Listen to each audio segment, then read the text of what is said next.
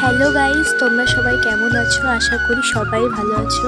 তো গাইজ, আজকে তোমাদের সাথে আমি একটা সিম্পলি মেকআপ শেয়ার করব। চলো তাহলে মেকআপটা শুরু করা যাক।